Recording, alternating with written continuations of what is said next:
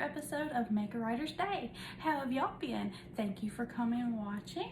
So this week, I missed last week and I'm so sorry. Life got in the way, as all of you may probably know.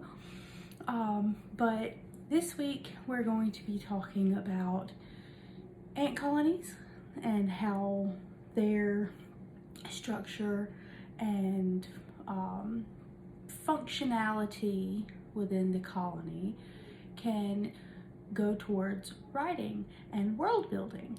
And then we will also be talking about gumball machines in the house. Why have a gumball machine in your house and pay for it when you can just open it and get the gumball out? We will also be talking about cover art and where you get your pictures and what kind of pictures you need to use or want to use, and how you can get to people who make the pictures for you, or do you take the pictures yourself? So without further ado, here we go.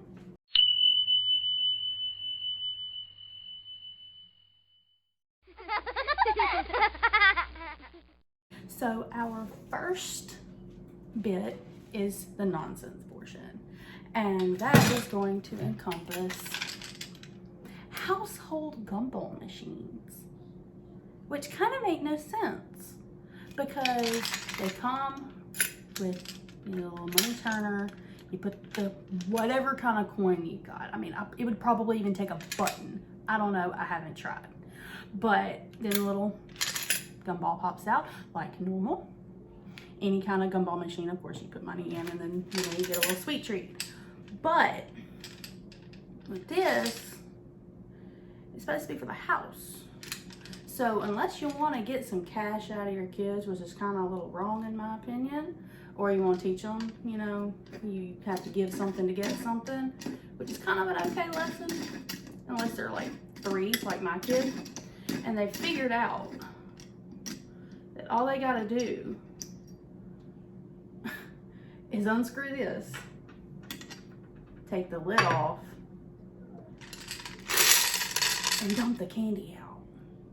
Or if their tiny little hands are like my son's, they can just, you know, reach in and take the gumball out themselves. So yeah, I don't know what your opinion is on household gumball machines, but using this thing to get the cash out that your kids put in, it's almost like a glorified piggy bank in my opinion, and they kind of teach them to save their money and they get something sweet out of it, which is kind of true but kind of not true, because sometimes you got to save your money to, you know, live. So that's the nonsense portion. I would love it if you give me your opinion on some kind of nonsensical thing for me to talk about. Also, set that down right there. Leave in the comments anything. All right, moving on to the next portion.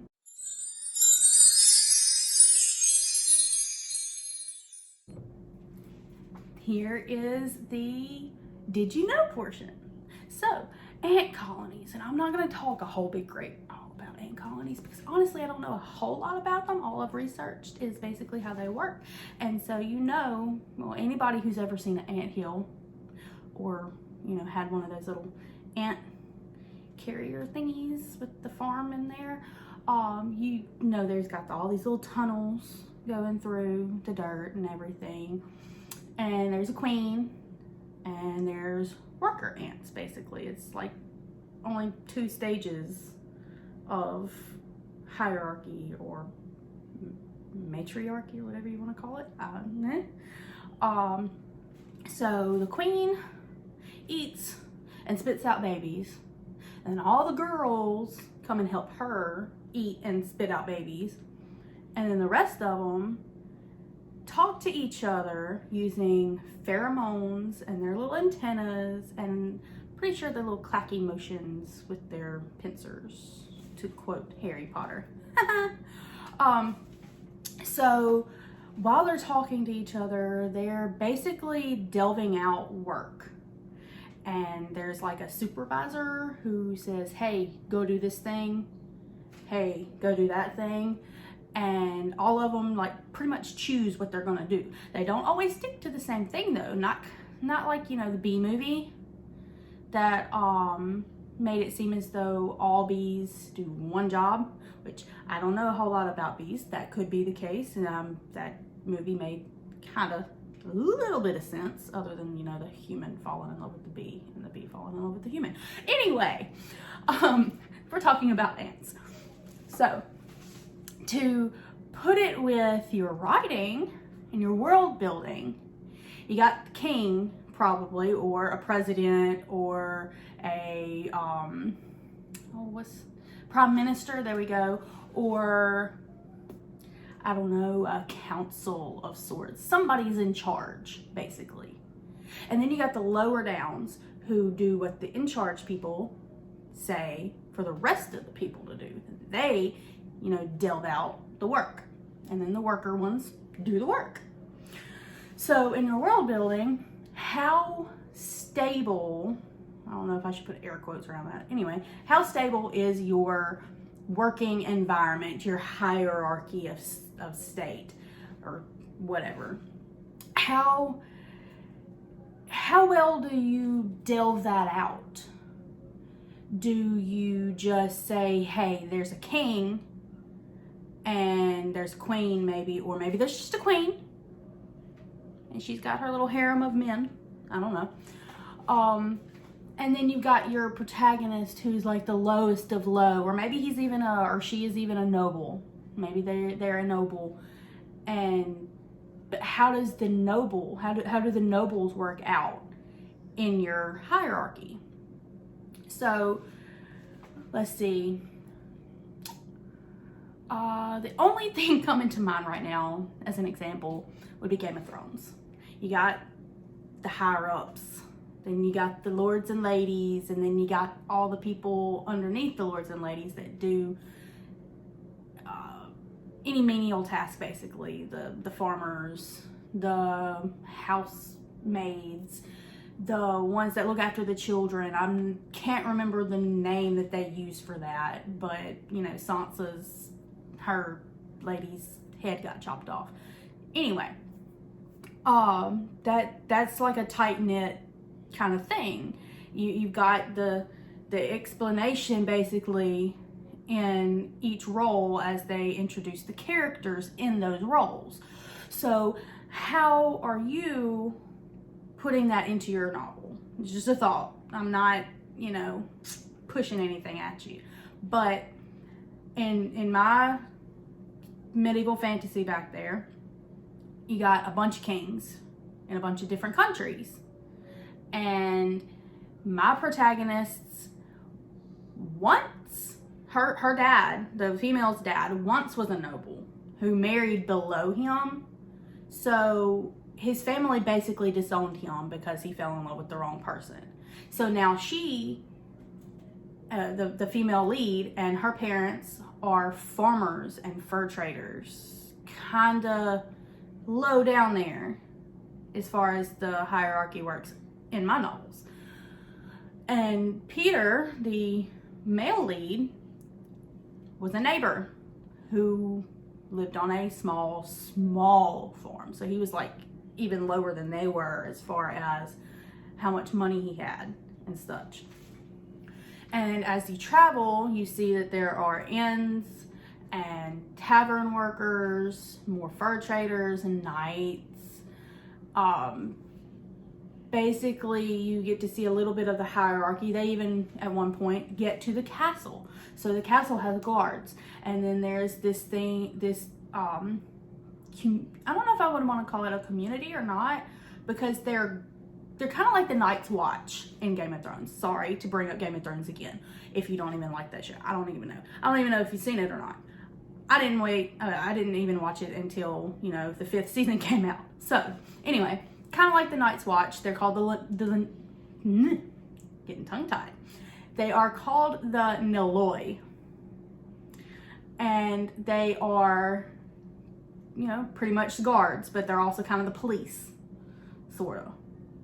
So they're dressed in blue, and they come out and they, you know, search for criminals and stuff. But anyway, we're getting a little bit off base. So the Naloi guard the castle, and then within the castle are the servants and the court, which I'm not even entirely sure how courts really work. I know they're nobles, but I've never researched them past that. So then you got the king and the queen and the prince who she's being presented to. And I'm not trying to give a whole lot away. That's not even like the basis of my novel, so it's not really giving you a whole lot away anyway. So that's pretty much what I have as far as ant colonies going towards writing.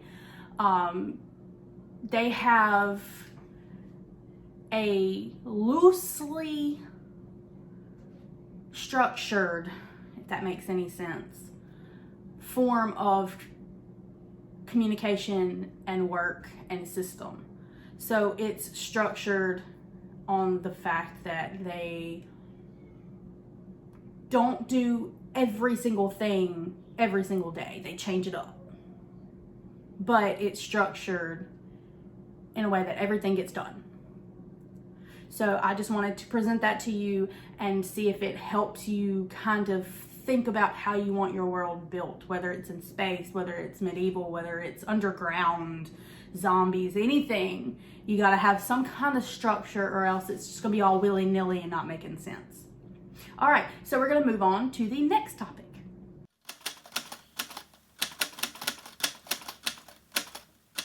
Here is our writing advice topic, which is cover art. And I have been struggling lately with cover art because my husband brought up the fact, well, what if you're taking a stock photo from Google and you start making a lot of money and that person realizes that you've taken their photo and you're not giving them credit, which I actually try to give credit by putting the URL that I took it from, which I don't know if that helps at all, but I say, hey, cover art, credit it to this URL. So that got me thinking that maybe I should start taking my own photos. But my phone doesn't take high quality, it takes high quality photos. I mean, iPhones have gotten really good with their pictures and everything, but it doesn't take those pristine, clear cut, beautiful HD photos. So how am I going to be able to make a cover art out of my own photos if I can't take the good photos? So it's going to look a little clunky, maybe. I don't know, because it got me in the mood the other day when I was down at my parents' house for Mother's Day, and I started taking pictures of everything. They live in one of the most beautiful parts of the Delta ever. It is surrounded by woods, surrounded by fields. You know, they grow corn and cotton and beans in those fields. So you got beautiful, just flat. Then you got the trees, and my dad likes to make things out of everything. So he's got this gorgeous wind chime, but it's massive. And it goes out across a tree branch, and it's got these things hanging down. They're giant washers. And I don't know if all of y'all know what a washer is. Not the thing you put your clothes in. Rings that you put between a nut and the top of a bolt. And it's like an open thing, and it kind of does this little number where one piece is slightly up as it's going around, and it's cut, and it goes between them, and it's like a buffer. At least that's the way I think of it, is like a buffer. So it's got those big ones, and they're huge. And it's got drum cymbals that my husband got rid of, and it's got a ball bearing that's attached to a bar. I think it's a gear shift. I'm not sure. It's like really, really rusty. All of it's really rusty. And it's got these big old chains hanging down. And whenever a big wind comes in, they just crash, and they sound so beautiful. So I took pictures of that. No idea what I'm going to use it for. And then they got this really cool looking Christmas-like tree that does the little teardrop shape. out there, and the whole backdrop for it is a flat, uncultivated field, and then a big line of trees, and then a big line of sky. It's gorgeous. No idea what I'm going to use it for, but I took a picture of it because I might use it for a cover photo. So I also took pictures of flowers. You know, everybody likes flowers. Everybody likes a cover with flowers on. There's no telling what I could use it for. I could even sell it if, you know, if it's high quality enough. I don't know. Haven't delved a whole lot into it yet. But also, I've got a few cover photos that I made myself because I don't have the money, and I know a lot of other indie authors don't have the money to just shovel out for someone to make them a cover, a really high quality cover. However, I do have one friend on a writers group on Facebook who is super nice enough to give me a photo, kind of like a little taster. She didn't put, you know, title or anything like that. She just gave me the photo, and I was grateful, so grateful that it came out the way it did. This photo, because had she not done this, there's no telling what kind of cover would have come out of this. And it is crisp, it's clean, and it matches the previous one, which is a black, just solid black with a rose on it.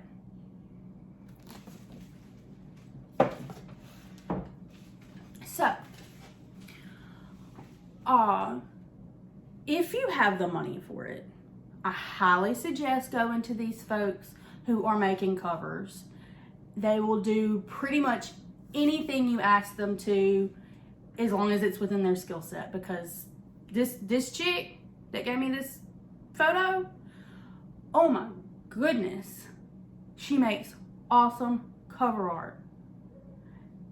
And I can't for the life of me recall her name right now, but she's awesome, and I will put her name in the ending photo so you can't miss out.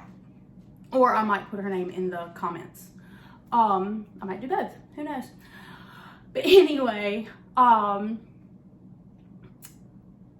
how do you come up with your covers? Do you take an element from your book and try to put it as the main focal point, like I did with the rose and the snowflake? Or do you have a standard color that you want in all of them? Or do you just go by the title? Maybe you let the title do the work. Whatever you do for your cover, make it pop, make it you, okay? Don't try and copy anybody else. No. Make sure it's all you, okay? Now, we're gonna go to the next bit, which is where I review the books I've read.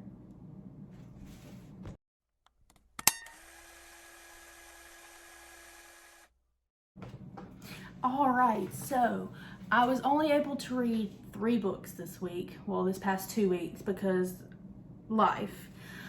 And the 3 are The Grand, Utopiates, and What Remains. These novels completely caught me off. So it caught me by surprise. Okay, so The Grand, the only way I can describe it to you is that it's like a combination of, let's see, what did I write? It's a combination of American Horror Story Hotel, Supernatural Season 5, Episode 19, when all of the gods, all of the old gods, are gathered in this hotel, and they've got, you know, humans that have been being sacrificed, even though, you know, it's them killing them. And they're eating them, but they're gathered there to talk about how they're going to stop the end of the world, or if they're going to leave, or how can they leave, and stuff like that. And then they meet Lucifer. Anyway, that episode, and then The Haunting of Hill House, because it keeps going back from past to future to present. Well, not future, but past to present, back to the past, and it keeps flipping everything, and they got all these magical rooms and stuff like that. And let's see, what I wrote was chillingly beautiful.